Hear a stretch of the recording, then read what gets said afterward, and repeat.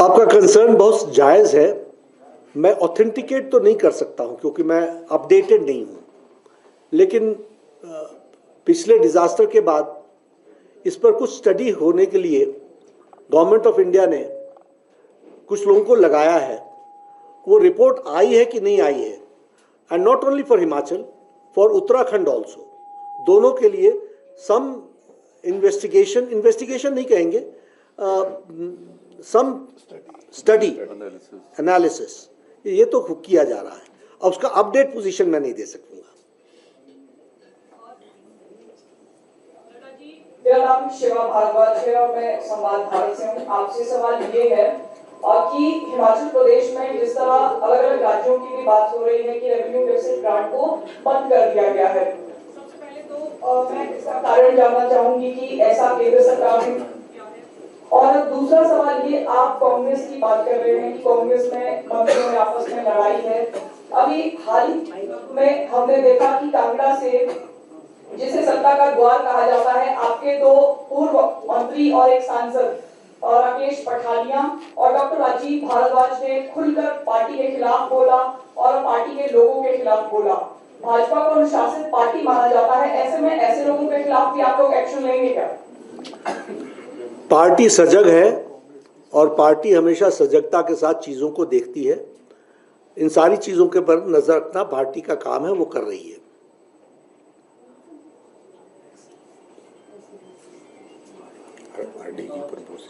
Sir मैं रोहित सिंह टाहू भारत। मेरा सवाल आरडी से जुड़ा है। मुख्यमंत्री ये कहते हैं कि हिमाचल के जो सांसद है वो उन्होंने आरडीसी मामले में केंद्र सरकार के समक्ष सही तरीके से पैरवी नहीं की और बड़ा अमाउंट और हिमाचल का हक इस तरीके से नैरेटिव केंद्र सरकार के खिलाफ और आप लोग के खिलाफ कर रहे हैं कि ये सब आप लोगों की विफलताओं के कारण आरडीसी बंद हुई है। दूसरा मेरा सवाल यह है कि आप कल से लेकर लगातार कह रहे हैं कि भाजपा का पूरे देश में बहुत फैलाव हो रहा है, एंटी इनकम्बेंसी को प्रो इनकम्बेंसी में बदला है। हालांकि सवाल थोड़ा लेट हो गया, लेकिन हिमाचल में इन सब के बावजूद हिमाचल में संभव क्यों नहीं हो पाया? सबसे पहली बात, आपने जो आरडीजी की कही कि हिमाचल के एमपीज नहीं बोल रहे वगैरह वगैरह, मैं जानना चाहता हूं इन मुख्यमंत्री को मालूम नहीं था कि आरडीजी बंद होने वाली है या हो जाएगी? मालूम नहीं था क्या? ये अंधेरे में सरकार चला रहे थे? कोई एकाएक बंद हुआ है क्या? क्या जयराम ठाकुर जी को नहीं मालूम था क्या कि आने वाले समय में RDG is going to stop? क्या ये फाइनेंस कमीशन की रिकमेंडेशन स्पष्ट रूप में आ नहीं गई थी क्या? हर साल कम हो रही थी और हर साल कम नहीं हो रही थी क्या? और आपको अपने फाइनेंशियल डिसिप्लिन में सुधार लाना था, वो लाने का काम आपका नहीं था क्या? ये तो ऐसा हुआ कि हमने आपको कहा कि आपको हम 3 महीने बाद आपकी सैलरी बंद कर देंगे, तो आप तीसरे महीने बोलते मेरी बंद हो गई। मैंने तो 3 महीने पहले बोल दिया था। 17 राज्यों में हुआ है ये, उसमें भाजपा शासित राज्य भी आते हैं, मेजॉरिटी है। क्या कौन से आप आर्ग्यूमेंट लेकर के आते हो? मतलब आप नहीं, मुख्यमंत्री नहीं। आप सोचो कहीं मैं आपकी बुद्धिमत्ता पर प्रश्न खड़ा कर रहा हूं, तो ऐसा मैं हिमाकत नहीं कर सकता। लेकिन इनको आप ये पूछो, भाई बुद्धि कहां चली गई थी? मालूम नहीं था क्या? आफ्टर ऑल फाइनेंशियल डिसिप्लिन नाम की कोई चीज होती है। तुम कैपिटल एसेट क्रिएट नहीं कर रहे हो, जो हम पैसा दे रहे हैं वो आप लगा नहीं पा रहे हो।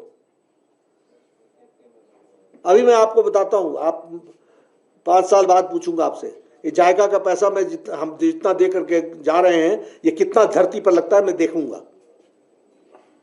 कोई मॉनिटरिंग नहीं है यहां, कोई पूछता नहीं है, कोई वर्क कल्चर नहीं है। 8-8 महीने लग जाते हैं टेंडर निकालने में, और टेंडर निकल करके फिर उसको रीटेंडर करते हो क्योंकि तुम्हारा ठेकेदार नहीं आता। कमीशन, कट मनी, आप सरकार कहां चला रहे हो? आप तो भ्रष्टाचार का माध्यम बन रहे हो। तभी अफसर की हिम्मत होती है ना कि वो एक दूसरे पर आरोप लगाए। अटैची वाली सरकार है। के ही वाइस प्रेसिडेंट। हाँ, नड्डा जी, मैं रणवीर सिंह न्यूजीलैंड से। अमेरिका ने हमारे 3 नागरिकों की हत्या कर दी, उसके बारे में प्रतिक्रिया। और मुझे लगता है हम हिमाचल पर ही रहें तो अच्छा रहेगा। हिमाचल से आदित्य शर्मा भी हैं। हाँ ठीक है, अलग से बात करूँगा इसमें। मुझे लगता है काफ़ी हो गया। थैंक यू हाँ सेकंड लास्ट। हाँ अर्चना। So when the Congress government took over reins in Himachal, they reverted to the OPS, old pension scheme. What is the BJP stand on this? BJP stand is very clear, which was there in 2021 election, 22 election. 22 elections में जो था वो हम तो new policy scheme पर जा रहे हैं।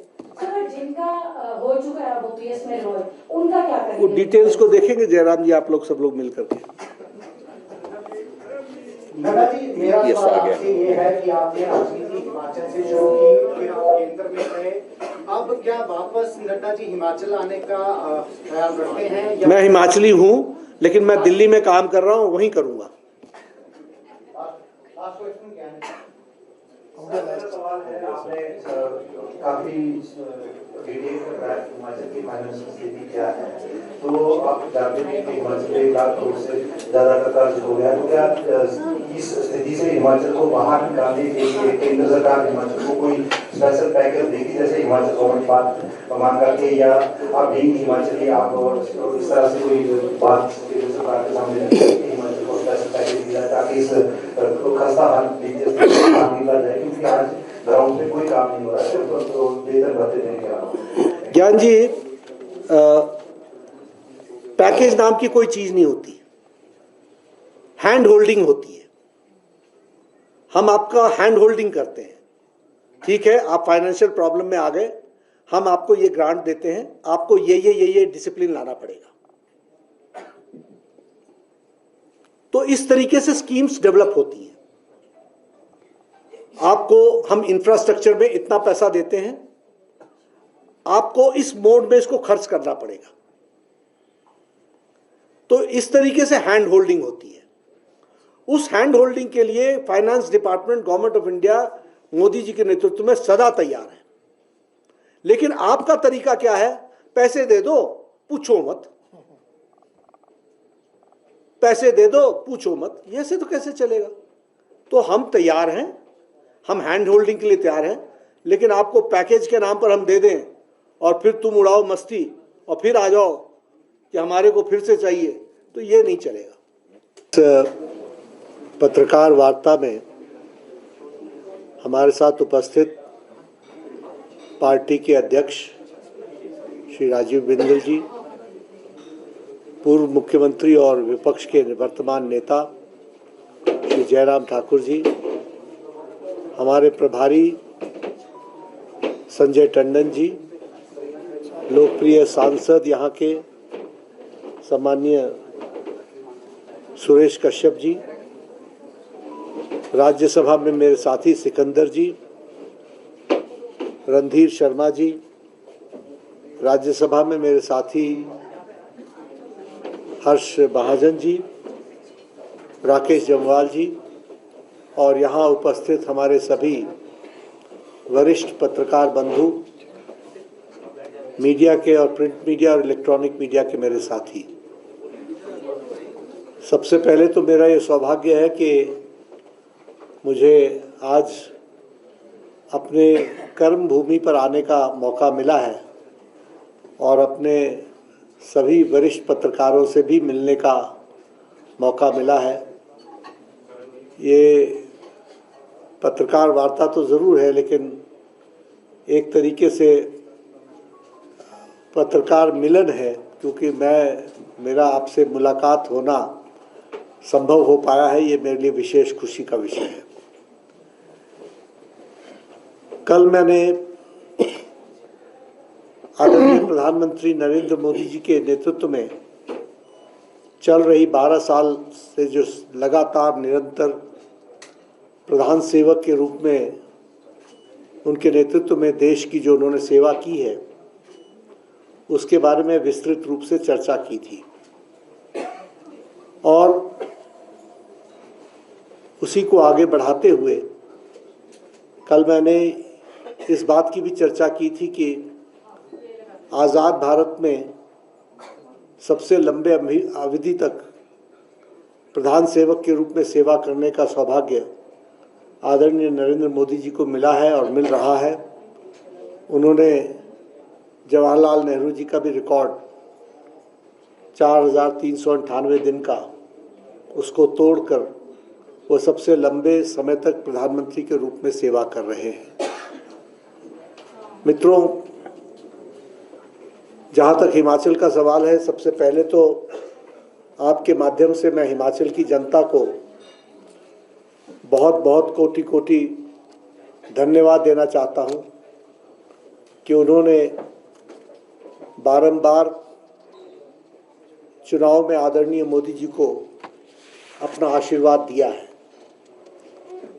फिर चाहे 2014 का चुनाव हो, 2019 का लोकसभा का चुनाव हो या 2024 का लोकसभा का चुनाव हो, सभी चुनाव में 100% रिजल्ट चारों की चारों लोकसभा सीट्स भारतीय जनता पार्टी को हिमाचल की जनता ने दिया है।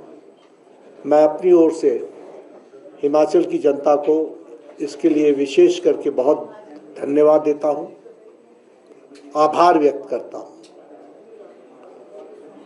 अभी अभी जो हाल ही में पंचायती राज के चुनाव और इसके साथ साथ नगर निगम के भी चुनाव हुए हैं, उसमें भी एक तरफा भारतीय जनता पार्टी को आशीर्वाद मिला है। सभी नगर निकायों के चुनाव में भारतीय जनता पार्टी को आप सब ने सफलता दिलाई है। मैं इसके लिए भी हिमाचल की जनता को बहुत बहुत धन्यवाद देता हूं और उनका आभार व्यक्त करता हूं। और यह चुनाव के नतीजे हिमाचल के जनता का मूड क्या है उसको भी प्रतिलक्षित करता है और जनता का मूड स्पष्ट रूप में भारतीय जनता पार्टी के पक्ष में है, ऐसा हम सबको दिखता है। मित्रों, मैंने आपसे कहा कि आपका आशीर्वाद हमको हमेशा मिला है। आशीर्वाद के साथ साथ देश में मोदी जी के नेतृत्व में हमने बहुत बड़ी प्रगति भी की है और विकास की एक लंबी छलांग लगाई है। और अर्थतंत्र की दृष्टि से देखा जाए तो आज हम मजबूत अर्थतंत्र के ढांचे में खड़े हैं। यह भारत को हम देखते हैं। हम फ्रेजाइल 5 से निकल करके 4th largest fast moving economy के रूप में हम दिखता है। जो इन्फ्लेशन डबल डिजिट में था वो आज बिल्कुल कंट्रोल में है। जो पॉलिसी पैरालिसिस से हम गुजर रहे थे उससे निकल करके एक मजबूत निर्णायक सरकार आदरणीय मोदी जी के नेतृत्व में हम सबको दिखता है। और फास्टेस्ट ग्रोइंग इकोनॉमी के रूप में हमें इंटरनेशनल मॉनेटरी फंड या फिर वर्ल्ड बैंक या फिर और जो हमारे अंतर्राष्ट्रीय इंस्टीट्यूशंस हैं, सब ने भारत को एक मजबूत इकोनॉमी के दृष्टि से देखा है। कोई इसे दी ब्राइट होप के रूप में देखता है, कोई इसे वर्ल्ड स्लो ग्रोथ में दी ओनली होप इंडिया को देखता है। तो इस तरीके से आर्थिक दृष्टि से भी देखा जाए तो भारत ने एक मजबूत अर्थ के संरचना करते हुए अपने आप को एक स्टेबल इकोनॉमी से आगे बढ़ाने का काम किया है। फैसले ऐसे हैं जो हमें दुनिया में स्थापित कर रहे हैं। फिर चाहे वो डीबीटी डायरेक्ट बेनिफिट ट्रांसफर का हो, लगभग 51 lakh crore has been dispersed through DBT और इसमें लगभग 4.3 लाख करोड़ जो लीकेज होता था उसको हम रोक पाए हैं। तो आप समझ सकते हैं कि अर्थ की दृष्टि से, आर्थिक दृष्टि से कितना बड़ा देश को लाभ हो चुका है, इसको भी हमको ध्यान में रखना चाहिए। मैं हिमाचल के संदर्भ में बात करूं तो मैं एक बात जरूर कहना चाहता हूं कि यहां एक धारणा बनाई जा रही है और सुखविंदर जी की सरकार अपनी अकर्मण्यता को छुपाने के लिए एक नैरेटिव गढ़ा जा रहा है कि केंद्र से मदद नहीं मिल रही है। मैं यहां स्पष्ट करना चाहता हूं और भारत सरकार का मंत्री होने के नाते, मोदी जी के नेतृत्व में चलने वाली सरकार का एक मंत्री होने के नाते जिम्मेवारी के साथ कहना चाहता हूं कि भारत सरकार ने बढ़ चढ़कर हिमाचल को हमेशा समर्थन दिया है, आर्थिक सहायता दी है और जो ड्यू नहीं है वह भी देने का प्रयास हिमाचल को किया गया है। और मैं यह भी आपके माध्यम से हिमाचल की जनता को बताना चाहता हूं कि भारत सरकार के पास फंड्स की कोई कमी नहीं है और हिमाचल के लिए तो कदापि नहीं है, वैसे किसी के लिए भी नहीं है, लेकिन हिमाचल मोदी जी के लिए विशेष स्थान रखता है, ये आप सब जानते हैं। मैं आपके सामने कुछ आंकड़े रखना चाहता हूं। 2024-25 के साल में 2381 करोड़ रुपए स्पेशल असिस्टेंस के रूप में भारत सरकार ने हिमाचल को दिया है। उसी तरीके से 2024-25 में ही एनडीआरएफ से पोस्ट डिजास्टर रिकवरी के लिए और रिकंस्ट्रक्शन के लिए 2006 करोड़ रुपए अलग से दिए गए हैं और एक्सटर्नली एडेड प्रोजेक्ट में 2150 करोड़ रिकंस्ट्रक्शन के लिए दिया गया है, रिकंस्ट्रक्शन के लिए दिया गया है। आज नेशनल हाईवेज का जाल बिछाया जा रहा है। 4 लेनिंग में हिमाचल प्रदेश में लगभग 40,000 करोड़ रुपीस स्पेंड हुए हैं और 668 किलोमीटर्स 4 लेन्स बनी है। 668 किलोमीटर्स इंपॉर्टेंट मेजर कॉरिडोर्स पे काम चल रहा है। प्रदेश को क्रिस क्रॉस किया गया है कनेक्टिविटी की दृष्टि से। कीरतपुर से लेकर के मनाली तक, शिमला से लेकर के धर्मशाला तक, पठानकोट से मंडी, शिमला से मटौर, पिंजौर, बद्दी, नालागढ़, परवाणु, सोलन, शिमला, ये कुछ प्रोजेक्ट्स हैं जो 4 लेन के माध्यम से हिमाचल प्रदेश को टूरिज्म को बढ़ावा देने के लिए और हिमाचल की जनता को कनेक्टिविटी मिलने के लिए मुख्य रूप से काम हुआ है। हाइडल प्रोजेक्ट की दृष्टि से अगर हम जानें, आप सब पत्रकार रेणुका डैम के बारे में लंबे समय से लिखते रहे। रेणुका डैम को नेशनल इंपॉर्टेंस का प्रोजेक्ट डिक्लेयर कर दिया गया है और 7,000 करोड़ रुपए उसके लिए सैंक्शन हो चुके हैं। हमारे लूरी स्टेज 1 हाइड्रो प्रोजेक्ट के लिए 1,800 करोड़ रुपए सैंक्शन हो चुके हैं और काम चल रहा है। Indian institute of management Sirmaur operational हो रहा है। 531 करोड़ रुपीस उसमें भी खर्च हुए हैं।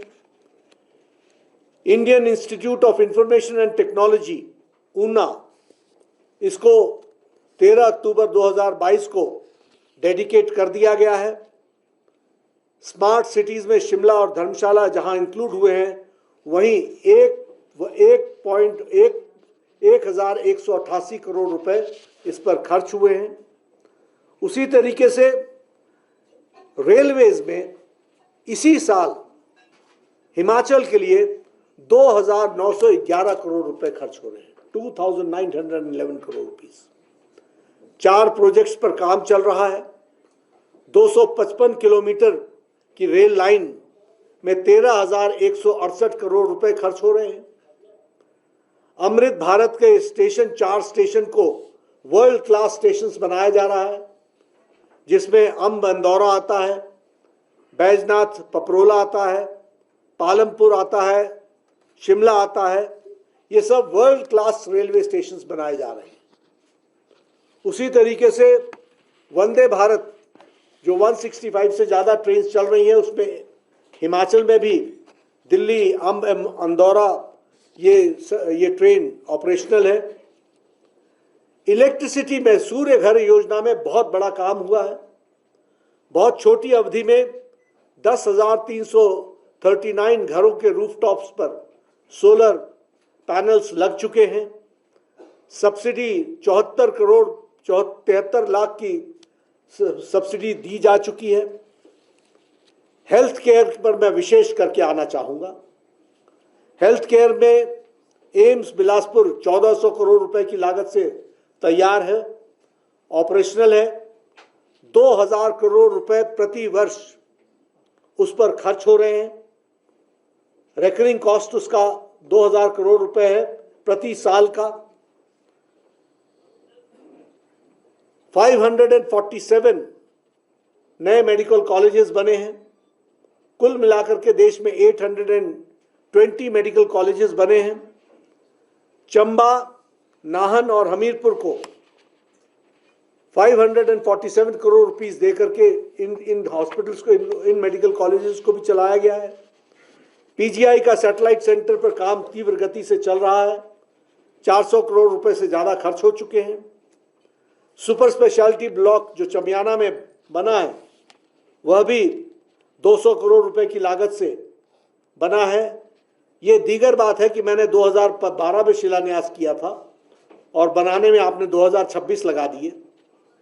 अभी तक तो मैं 2 और सुपर स्पेशलिटी ब्लॉक दे चुका होता अगर आप समय पर काम कर रहे होते। आप मतलब हिमाचल की सरकार। एक्सटर्नली एडेड प्रोजेक्ट के बारे में मैं चर्चा करना चाहूँगा।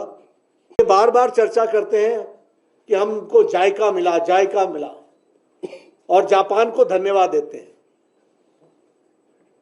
मैं आपके सामने बताना चाहता हूं 22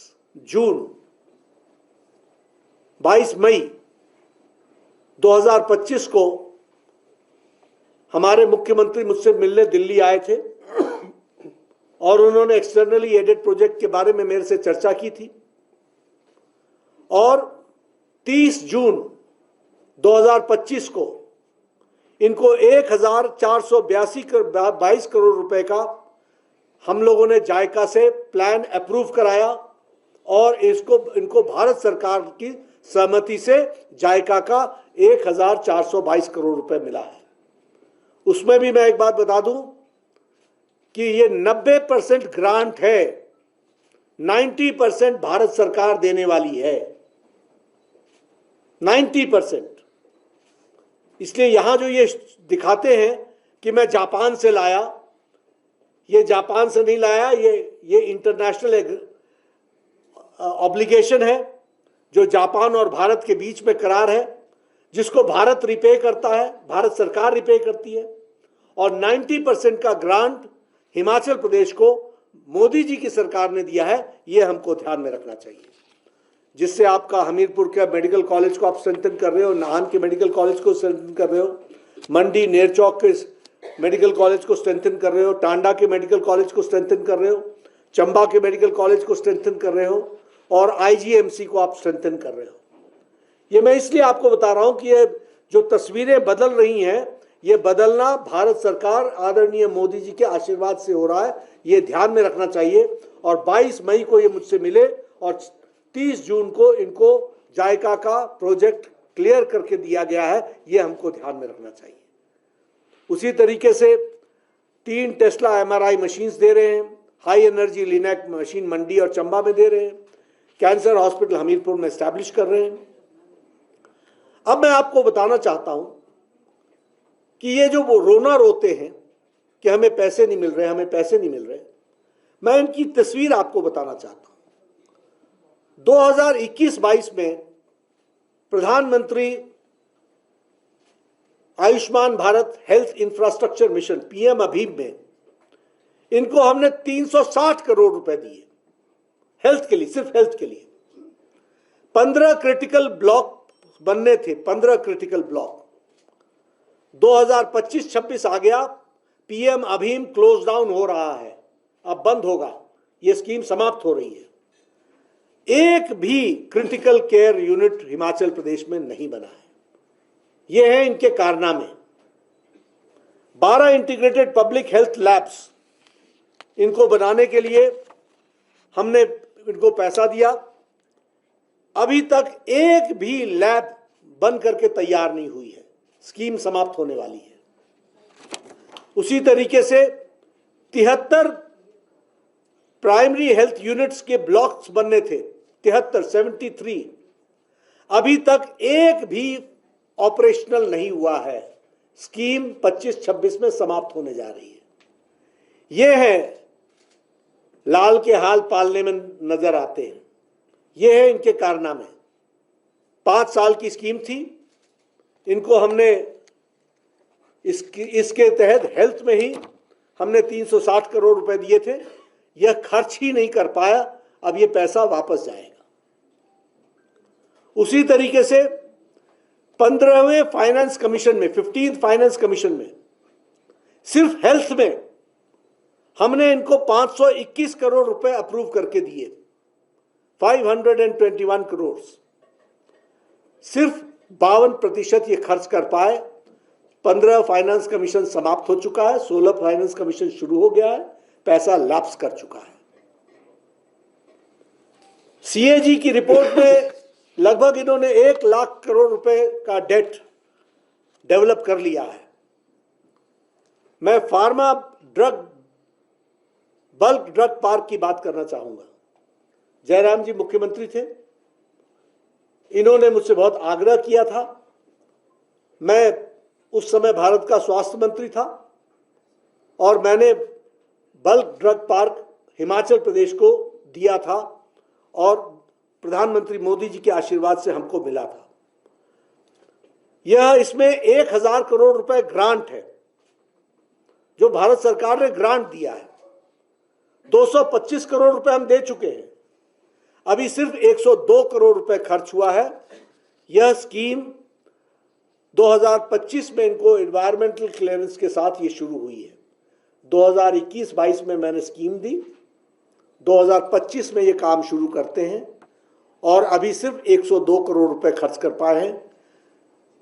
लगभग 1500 करोड़ रुपए खर्च होने हैं, तो ये इनका रिकॉर्ड है। इनको हमने मेडिकल डिवाइस पार्क दिया, उस समय भी मैं स्वास्थ्य मंत्री था।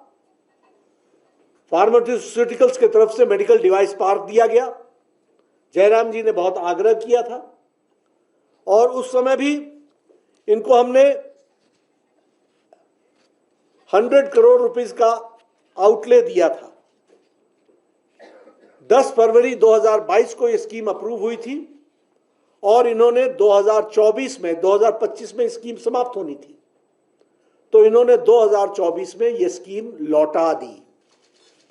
आप देखिए, ऐसे भी हमारे सपूत हैं, ऐसे भी हमारे मुख्यमंत्री हैं जो स्कीम को लौटा देते हैं। उपयोग तो क्या करना, खर्च तो क्या करना। जो चीज भारत सरकार, गुजरात में जाकर के मेडिकल डिवाइस पार्क देखिए, वो एक इंटरनेशनल डेस्टिनेशन बन गया है। इसी तरीके से अन्य जगह स्टेट्स में काम चल रहा है, लेकिन हमारे यहाँ उसको वापस करने का काम भारत सरकार ने किया है। मैं यहाँ ये भी आपको बताना चाहता हूँ कि यहाँ की फाइनेंशियल हेल्थ को के दृष्टि से अभी तक इनके कोई भी मैनिफेस्टो में कहे गए काम एक भी लागू नहीं हुए हैं और एक भी फुल्ली इम्प्लीमेंट नहीं हुए हैं। ये हमको ध्यान में रखना चाहिए।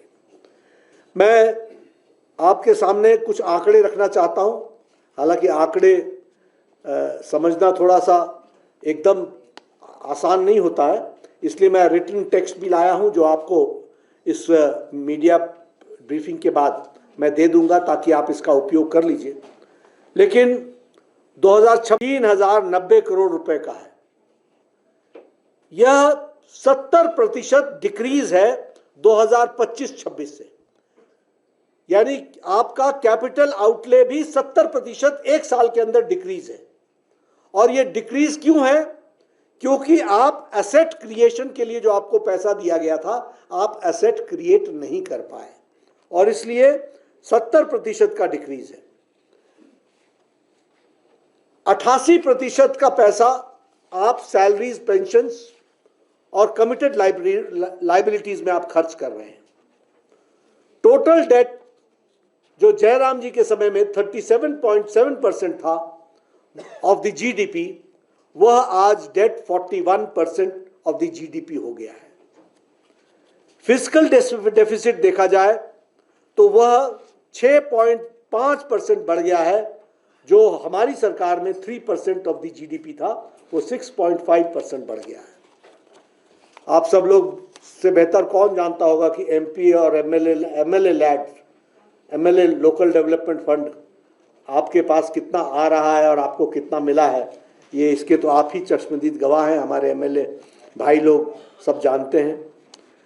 लेकिन दूसरी ओर ग्रांट्स जो है भारत सरकार की ओर से 9.47 लाख करोड़ रुपीस अर्बन और रूरल बॉडीज को और डिजास्टर मैनेजमेंट के लिए दिया गया है। उसी तरीके से 11,871 करोड़ हिमाचल को central assistance state capital investment के लिए दिया गया है। इसलिए मोदी जी ने कभी भी किसी भी तरीके की कोई भी कमी नहीं छोड़ी है भारत सरकार की तरफ से हिमाचल सरकार को समर्थन देने में। मैंने आपको प्रोजेक्ट वाइज बता दिया कि इनका यूटिलाइजेशन सर्टिफिकेट क्या है और यूटिलाइजेशन क्या दे रहे हैं। और मैं आपको ये भी बता दूं कि डिजास्टर मैनेजमेंट और डिजास्टर के रिकंस्ट्रक्शन का यूटिलाइजेशन सर्टिफिकेट अभी तक नहीं भेजा है। उसी तरीके से ये जो 1500 करोड़ रुपए प्रधानमंत्री जी घोषित करके आए, जो बोलते हैं कि नहीं मिलता है, इनसे जो क्वेरी की गई, क्योंकि ये जब इनको बंदूक चाहिए, जब इनको रिवॉल्वर चाहिए होता है तो बंदूक का लाइसेंस मांगते हैं। ये इन्फ्लेटेड प्रोपोजिशंस भेजते हैं। जब क्वेरी लगती है तो उसका जवाब नहीं देते हैं और उसके बावजूद भी सारी चीजें भारत सरकार की तरफ से तत्परता के साथ पाइपलाइन में डली हुई है। हम कभी भी हिमाचल को पैसा देने में कभी भी कोई गुरेज नहीं किया है, लेकिन जो दिया है वो इससे खर्च नहीं हो रहा है, ये मैंने आपके सामने बताने का प्रयास किया है। ये एडहॉक सरकार जो चल रही है, यहाँ additional chief secretary additional charge पर है, डीजीपी एडिशनल चार्ज पर है। वैसे तो मुख्यमंत्री खुद भी एडिशनल चार्ज पर ही है, सरकार तो दिल्ली चला रही है, ये तो यहाँ एडिशनल बैठे हुए हैं। उसी तरीके से आज ट्रेजरी व्हाट्सएप के मैसेजेस पर चल रहा है। ऑफिसर्स एक दूसरे पर सीरियस एलिगेशन चार्जेस लगा रहे हैं। भ्रष्टाचार की यह सीमा हो गई है, करप्शन की यह सीमा हो गई है, मॉरल अथॉरिटी इरोड कर गई है। कैबिनेट में मिनिस्टर झगड़ा कर रहे हैं, आपस में झगड़ते हैं, सीनियर ऑफिसर्स एक दूसरे पर आरोपित कर रहे हैं। इस तरीके की आज स्थिति हिमाचल प्रदेश की बनी हुई है। बड़ी संख्या में हिमाचल के कॉम्पिटेंट ऑफिसर्स दिल्ली जाने के लिए आतुर हैं, यहां छोड़ करके जाना चाहते हैं, एक्सोडस है। यह यहां की स्थिति है। और अगर मैं एक शब्द में बताना चाहूं तो एक होता है गुड गवर्नेंस, एक होता है गुड मैनेजमेंट, एक होता है बैड मैनेजमेंट। यहां तो नो मैनेजमेंट, मैनेजमेंट ही नहीं है, नो गवर्नेंस। गवर्नेंस नाम की चीज मुझे देखने को मिल ही नहीं रही है। और हिमाचल की जनता त्रस्त है, त्राहिमाम है।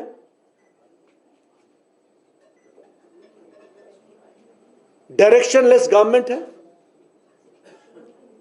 डिसीजनलेस गवर्नमेंट है। किसी भी तरीके से कोई दृष्टि, विजन नाम की चीज दिखती नहीं है। इस सरकार को लॉक स्टॉक और बैरल के साथ जाना है। पंचायती राज चुनाव के नतीजों ने इंडिकेशन दे दिया है, लेकिन फिर भी मैं एक बात जरूर कहूंगा कि भारत सरकार की तरफ से और प्रधानमंत्री मोदी जी की तरफ से हिमाचल सरकार को किसी भी तरीके की कमी हम अपनी तरफ से नहीं आने देंगे। लेकिन ये खर्च करने वाले तो बने, ये खर्च तो करें। इनसे खर्च ही नहीं हो रहा है, यूटिलाइजेशन सर्टिफिकेट्स ही नहीं दे पा रहे। तो यह आज की स्थिति है। मैंने कोशिश की है कि कम समय में आपको एक आर्थिक विवरण दे सकूं। मेरा एक रिटन स्टेटमेंट भी है जिसमें मैंने सारी बातें डिटेल में लिखी हैं। ये आपको मिल जाएगा, आप इसका उपयोग कर सकते हैं ताकि आपको अपने प्रेस नोट बनाने में और उसके लिए जो आंकड़ों की सुविधा चाहिए होगी वो मिलेगी। मैं अपनी बात को यहीं समाप्त करता हूँ। ये बार बार चर्चा करते हैं कि हमको जायका मिला, जायका मिला, और जापान को धन्यवाद देते हैं। मैं आपके सामने बताना चाहता हूं 22 मई 2025 को हमारे मुख्यमंत्री मुझसे मिलने दिल्ली आए थे और उन्होंने एक्सटर्नली एडेड प्रोजेक्ट के बारे में मेरे से चर्चा की थी। और 30 जून 2025 को इनको 1482 करोड़ रुपए का हम लोगों ने जायका से प्लान अप्रूव कराया और इनको भारत सरकार की सहमति से जायका का 1422 करोड़ रुपए मिला है। उसमें भी मैं एक बात बता दूं कि ये 90% ग्रांट है, 90% भारत सरकार देने वाली है, 90%। इसलिए यहां जो ये दिखाते हैं कि मैं जापान से लाया, ये जापान से नहीं लाया, ये इंटरनेशनल ऑब्लिगेशन है जो जापान और भारत के बीच में करार है, जिसको भारत रिपे करता है, भारत सरकार रिपे करती है। और 90% का ग्रांट हिमाचल प्रदेश को मोदी जी की सरकार ने दिया है। ये हमको ध्यान में रखना चाहिए, जिससे आपका हमीरपुर के मेडिकल कॉलेज को आप स्ट्रेंथन कर रहे हो, नाहन के मेडिकल कॉलेज को स्ट्रेंथन कर रहे हो, मंडी नेरचौक के मेडिकल कॉलेज को स्ट्रेंथन कर रहे हो, टांडा के मेडिकल कॉलेज को स्ट्रेंथन कर रहे हो, चंबा के मेडिकल कॉलेज को स्ट्रेंथन कर रहे हो, और आईजीएमसी को आप स्ट्रेंथन कर रहे हो। ये मैं इसलिए आपको बता रहा हूं कि ये जो तस्वीरें बदल रही हैं, ये बदलना भारत सरकार आदरणीय मोदी जी के आशीर्वाद से हो रहा है। ये ध्यान में रखना चाहिए।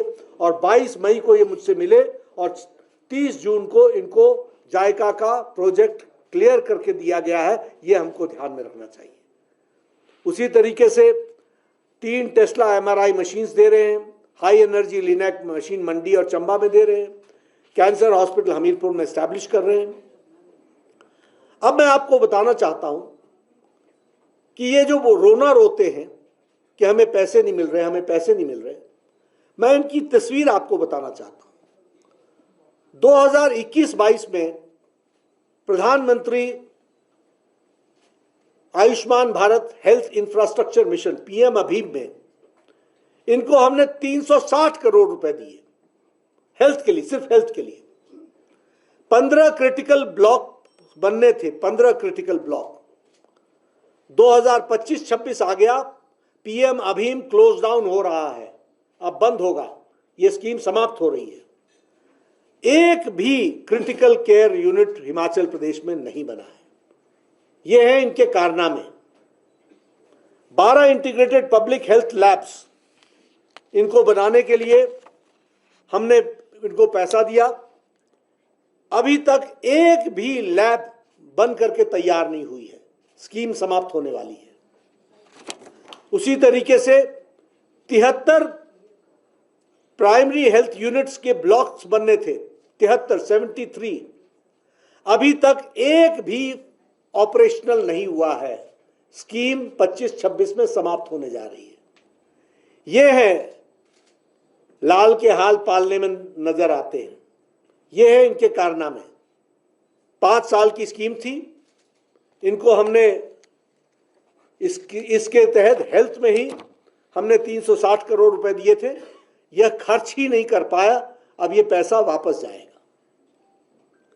उसी तरीके से 15वें फाइनेंस कमीशन में, 15th फाइनेंस कमीशन में सिर्फ हेल्थ में हमने इनको 521 करोड़ रुपए अप्रूव करके दिए, 521 करोड़। सिर्फ 52% ये खर्च कर पाए। 15 फाइनेंस कमीशन समाप्त हो चुका है, 16 फाइनेंस कमीशन शुरू हो गया है, पैसा लैप्स कर चुका है। सीएजी की रिपोर्ट में लगभग इन्होंने 1 लाख करोड़ रुपए का डेट डेवलप कर लिया है। मैं pharma drug, bulk drug park की बात करना चाहूंगा। जयराम जी मुख्यमंत्री थे, इन्होंने मुझसे बहुत आग्रह किया था। मैं उस समय भारत का स्वास्थ्य मंत्री था और मैंने bulk drug park Himachal Pradesh को दिया था और प्रधानमंत्री मोदी जी के आशीर्वाद से हमको मिला था। यह इसमें 1000 करोड़ रुपए ग्रांट है जो भारत सरकार ने ग्रांट दिया है। 225 करोड़ रुपए हम दे चुके हैं, अभी सिर्फ 102 करोड़ रुपए खर्च हुआ है। यह स्कीम 2025 में इनको एनवायरमेंटल क्लियरेंस के साथ ये शुरू हुई है। 2021-22 में मैंने स्कीम दी, 2025 में ये काम शुरू करते हैं और अभी सिर्फ 102 करोड़ रुपए खर्च कर पाए हैं। लगभग 1500 करोड़ रुपए खर्च होने हैं, तो ये इनका रिकॉर्ड है। इनको हमने मेडिकल डिवाइस पार्क दिया, उस समय भी मैं स्वास्थ्य मंत्री था। फार्मास्यूटिकल्स की तरफ से मेडिकल डिवाइस पार्क दिया गया, जयराम जी ने बहुत आग्रह किया था और उस समय भी इनको हमने 100 करोड़ रुपीस का आउटले दिया था। 10 फरवरी 2022 को यह स्कीम अप्रूव हुई थी और इन्होंने 2025 में स्कीम समाप्त होनी थी, तो इन्होंने 2024 में यह स्कीम लौटा दी। आप देखिए, ऐसे भी हमारे सपूत हैं, ऐसे भी हमारे मुख्यमंत्री हैं जो स्कीम को लौटा देते हैं। उपयोग तो क्या करना, खर्च तो क्या करना। जो चीज भारत सरकार, गुजरात में जाकर के मेडिकल डिवाइस पार्क देखिए, वो एक इंटरनेशनल डेस्टिनेशन बन गया है। इसी तरीके से अन्य जगह स्टेट्स में काम चल रहा है, लेकिन हमारे यहां उसको वापस करने का काम भारत सरकार ने किया है। मैं यहां ये भी आपको बताना चाहता हूं कि यहां की फाइनेंशियल हेल्थ को के दृष्टि से अभी तक इनके कोई भी मैनिफेस्टो में कहे गए काम एक भी लागू नहीं हुए हैं और एक भी फुल्ली इंप्लीमेंट नहीं हुए हैं। ये हमको ध्यान में रखना चाहिए। मैं आपके सामने कुछ आंकड़े रखना चाहता हूं, हालांकि आंकड़े समझना थोड़ा सा एकदम आसान नहीं होता है, इसलिए मैं रिटन टेक्स्ट भी लाया हूं जो आपको इस मीडिया ब्रीफिंग के बाद मैं दे दूंगा ताकि आप इसका उपयोग कर लीजिए। लेकिन 2006 पहला क्वेश्चन क्या था?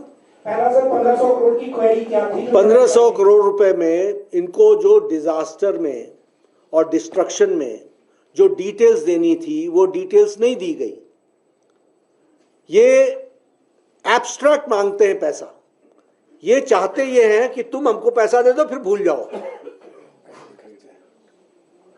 और हम फिर खर्च करेंगे उसको सैलरीज में। तो हमने इनसे कहा कि भाई आपको आपके डैमेज कहां कहां है, उस डैमेज के लिए कितना पैसा दिया। और देखिए जो 2300 करोड़ रुपए हमने दिया था 2024-25 में, उसकी यूटिलाइजेशन सर्टिफिकेट क्यों नहीं आ रही है? तो ये जो इनका तरीका है कि आप और क्वेरी हम क्या मांगते हैं? क्वेरी हम मांगते हैं कि भाई इतना खर्च होगा क्या? खर्च इतना होना है, हम आप 10 चीजें और मांग लो ना। 1500 रुपए तो 1500 करोड़ रुपए तो हमने आपको दे दिया। अब 1500 करोड़ रुपए में 1500 करोड़ रुपीस में आपने क्या क्या करना है ये तो आपको बताना पड़ेगा ना। और वो कितना प्रैग्मेटिक है ये तो हम जरूर देखेंगे। और हिमाचल का जो रिकॉर्ड है वो ओबीडियंस का नहीं है। हिमाचल का रिकॉर्ड है यूटिलाइजेशन सर्टिफिकेट टाइमली भेजते नहीं है, जब भेजते हैं तो वो उसका कोई मतलब नहीं रहता, तब तक प्रोजेक्ट समाप्त हो जाता है। तो ये पहला क्वेरी है। दूसरा, जो आपने दूसरा प्रश्न क्या था, बल्क ड्रग पार्क हिमाचल से कहीं जाने वाला नहीं है, हम किसी स्टेट को देने वाले नहीं हैं। हम चाहते हैं कि आपके पास रहे, लेकिन ऐसा मुख्यमंत्री रहे जो लगाए भाई, वापस भेज देने वाला ना रहे। ये लगाओ ना धरती पर। अब मैंने 25-26 से 1 साल बढ़ा दी स्कीम, मैं कितना बढ़ाता चला जाऊंगा? कंप्लीट तो करो। 1000 करोड़ रुपए खर्च करना है। देखिए, यहां काम छोड़ करके बाकी सब कुछ होता है। कैसे मैं 3 साल के अंदर, कोरोना में भी मैं 3 साल में all India institute of medical sciences Bilaspur बना करके देता हूं, और कैसे आपके नाहन का मेडिकल कॉलेज, सिरमौर का मेडिकल कॉलेज, चंबा का मेडिकल कॉलेज, ये अभी भी कंप्लीट नहीं हुए जो मैंने 2014 में दिए थे। तो ये बताता है स्टेट गवर्नमेंट की inefficiency. This speaks volume about state governments inefficiency. और ये जो जायका में हम पैसा दे रहे हैं ना, हम एडिशनल नहीं दे रहे हैं। जो 294 में बनना, 290 करोड़ में बनना था, वो इन्फ्लेशन हो गया, उसकी भरपाई कर रहे हैं। कोई नया तीर नहीं मार रहे हैं। तो मेरा ये कहना है कि भाई समय पर काम करो, जागो। दिल्ली को बोलने के बजाय अपने अफसरों से पूछो कि ये पैसा खर्च क्यों नहीं हुआ, क्यों 15th फाइनेंस कमीशन का 52% वापस गया, वाई, हु इज आंसरेबल? आपने किसी को इसके लिए रिस्पॉन्सिबल ठहराया है? गुड मॉर्निंग सर, मैं देविका हूँ असर मीडिया हाउस से। मेरा सवाल ये है कि किसी भी देश के विकास के लिए पक्ष और विपक्ष दोनों का मजबूत होना बहुत ज्यादा जरूरी है। आपको क्या लगता है सर कि कांग्रेस सरकार जो हिमाचल में कौन सी ऐसी नीति, योजना या कार्यक्रम है जिसकी आप थोड़ी बहुत सराहना करते हो? आपको ऐसा क्या लगता है? मुझे तो इनकी कोई स्कीम ही नहीं दिखती है जिसकी मैं सराहना करूं। कोई स्कीम नहीं है। आप ही बता दीजिए कोई स्कीम इनकी हो तो मैं उस पर टिप्पणी करूं। कोई स्कीम ही नहीं है इनकी। सर आपने कहा इनकी स्कीम है कट मनी, कमीशन, यही इनका मिशन, ये इनकी स्कीम है। ये कैसी सरकार चल रही है जहां अधिकारी एक दूसरे पर भ्रष्टाचार का आरोप लगाते हैं और एक एक्शन नहीं होता?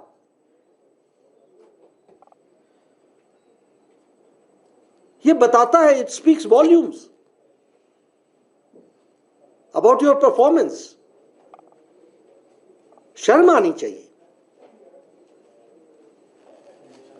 जी Sir, I am Hemant. I represent KNI. I have a question on both pharma and pharmaceutical industry. How West Asia crisis has impacted it, and what steps are being taken because there are shortage of certain drugs, prices are going high. So on that. ऐसा है, we are very much seized of the matter. The West Asia crisis has an impact world over, but we have strategized ourselves. In due time, we have re-strategized ourselves. हम इस crisis को के रहते हुए भी भारत की जनता को किसी तरीके का प्रभाव न पड़े, इसके लिए हम सक्षम हैं और हमने उसकी तैयारी कर ली है। और इसलिए किसी भी तरीके का इम्पैक्ट फार्मेसी पर, फार्मास्यूटिकल ड्रग्स पर, उसके साथ साथ डिवाइसेस पर, सब पर हम लोगों ने उसका ध्यान रखा हुआ है। फर्टिलाइजर्स में हम माकूल हैं। नॉन स्ट्रेट ऑफ हॉर्मुज से बाहर निकल करके जितने भी देश हैं उनसे हम फर्टिलाइजर्स की तरफ बढ़ चले हैं। इंडोनेशिया, ऑस्ट्रेलिया, रशिया, चाइना, जो स्ट्रेट ऑफ हॉर्मुज के दायरे में नहीं आते हैं, उनसे हम फ्रेश टेंडर्स कर रहे हैं, मतलब फ्रेश उनके साथ कर रहे हैं। और हमारे पास खारिफ सीजन के लिए बिल्कुल माकूल फर्टिलाइजर है और हम आगे रबी की तैयारी कर रहे हैं। इसलिए क्राइसिस तो है, लेकिन हमने मान लिया, हम ये भी नहीं पूछते कि ये 15 दिन चलेगा, 1 महीना चलेगा। हम कहते हैं वो जाने, हमारे लोगों को हम तकलीफ नहीं आने देंगे, इसकी हमारी चिंता है। अच्छा बढ़ाई नहीं होता है, वो अपने औजारों को दोष देता है। आप अपने काम में सुधार लाइए, गवर्नेंस कीजिए, अपना काम कीजिए।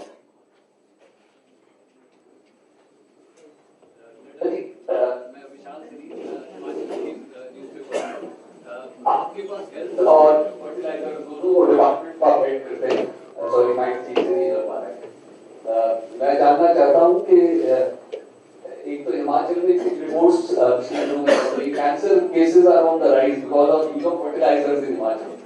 तो क्या इसके बारे में गवर्नमेंट ऑफ इंडिया कोई स्टडी के बारे में सोच रही है या कुछ इस तरह की कोई स्टडी पहले कंडक्ट की गई है? फर्टिलाइजर डिपार्टमेंट की तरफ से एक स्कीम चल रही है, पीएम प्रणाम। जो स्टेट जितना कम फर्टिलाइजर लेगा, उससे जितनी सब्सिडी बचेगी, वो उस स्टेट को एड के रूप में दे दी जाएगी। उपयोग सरकार को और प्रदेश को इसमें से करना है। दूसरी बात, नेचुरल फार्मिंग के लिए हम लोगों को प्रोत्साहित कर रहे हैं। तीसरी बात कि हमारी कोशिश है कि हम जो नेचुरल फर्टिलाइजर है उस पर हम ज़्यादा से ज़्यादा लोगों की डिमांड क्रिएट कर सकें। इन सब चीज़ों के लिए हम प्रयासरत हैं। स्टेट को आगे बढ़ने की ज़रूरत है।